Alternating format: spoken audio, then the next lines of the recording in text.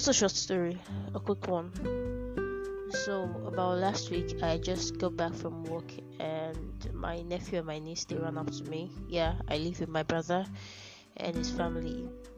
So they ran up to me and they didn't really greet me. They just, Auntie Blessing, we want to go and feed the fishes with Big Daddy. Now Big Daddy is actually the landlord, and he lives just beside us, a gate demarcating his house from ours.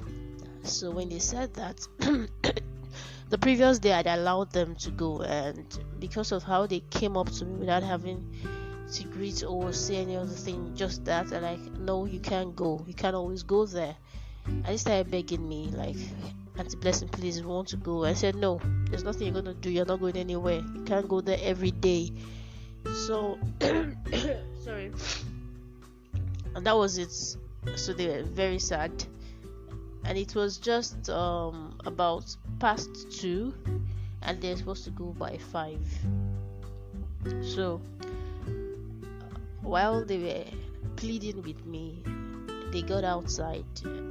They left finally. They went outside. They were still murmuring about it when the landlord was walking by.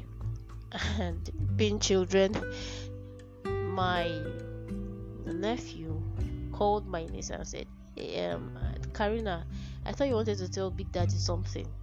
He's always like that. He doesn't speak his mind. He always wants the younger sister, Karina, to speak her mind or speak his mind. So she was like, but I don't want to say anything again. I said, no, you want to say something. I was listening inside. I was okay. And so finally she said, okay, Big Daddy, we are not going to be fishing with you today, because Auntie Blessing said we cannot always be fishing with you. And the way they communicated the whole thing to him, I understood he was gonna get hungry, and I was like, but you guys have been fishing with me all the time, so what's new now? In short, don't worry, don't come again. No, you know my fish. I was thinking, I was like, just stop, your little children have put me in trouble. So he stepped into his compound, and my other brother was also at home. So he was like, bless me, why did you stop them? I was like, no reason. So he was going out, and he said, now you made my landlord angry. I was like, at the end of the day, I really don't see anything wrong. You can't is it that you can't tell children no? So he kept quiet, and he finally left. I was sitting down there like, oh, this man really hurts, because he might think a lot of things. So I was just there. So I finally decided to, I was going to go to church. So I went upstairs to change, and my nephew came. While I was changing, I had already made up my mind I was going to meet the landlord and explain things to him, that it wasn't what he was thinking. So while I was changing upstairs, my nephew came and said, let's Blessing, can we go? I said, Tiekro, please leave me alone. I'm coming down, I'm going to explain to the landlord.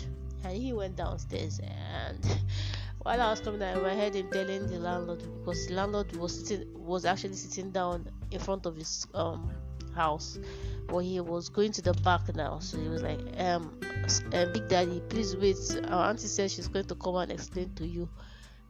I was just smiling. So when I finally stepped out, the landlord wasn't there. He was still at the back, so I just stood outside. I didn't want to go into the compound without permission. So the landlord finally came, and I was approaching the gate, and the guy just closed the gate in front of me. Like, I wasn't even bothered. I just went straight to the point. I said, good afternoon, sir. I overheard your conversation with my niece and nephew, and I think you might have misunderstood the whole situation. I'm here to explain and apologize for if there's any misunderstanding.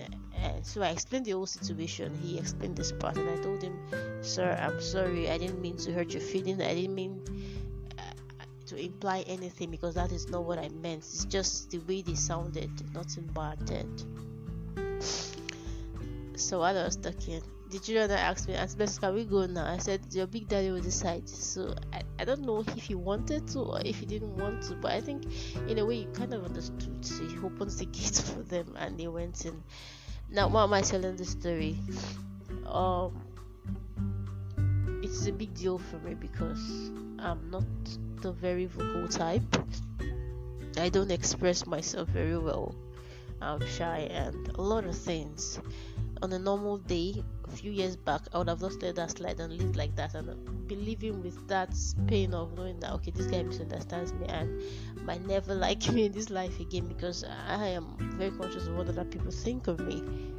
But that day, the fact that I was able to go to him and explain, I was very proud of myself. That was the lesson learned. There are a lot of relationships that can be preserved if we find the courage to explain our part of things. I have regrets regarding this issue because I had very good relationship when I was young, and as we grow, a lot of things happen. I had this friend, right? So we're not as close. I felt like I was always the one calling or always the one going to their places. They never really reached out. That's what I felt. It could have all been in my head, but now that I think about it, if I had been more open rather than avoiding and stop going to their places totally, if I'd expressed my emotions, things would have turned out differently. I'm saying this because I'm still hurt to this very moment. If I'd done things differently, sometimes I dream about it. Was that it's that bad? It was. It isn't. It was. It is that bad because I actually miss them. So, for anyone out there still growing, find it in yourself to express your emotions. You have the right to feel the way you feel, but people cannot understand how you feel if you don't tell them. People may not understand, they may misunderstand the whole situation. And up till now, there's this awkward silence when I see these guys. Not because I hate them, but because there have been so much time. You don't want to hurt yourself for not saying anything. You don't want people to misunderstand you and see you as the bad guy when, in actual sense, you're just trying to preserve your sanity and not hurt them or hurt yourself. Try as much as possible and be vocal. You have the right to feel the way you feel. It is not a sin, it is not a crime. Be the best person you can. Preserve yourself too. Thank you.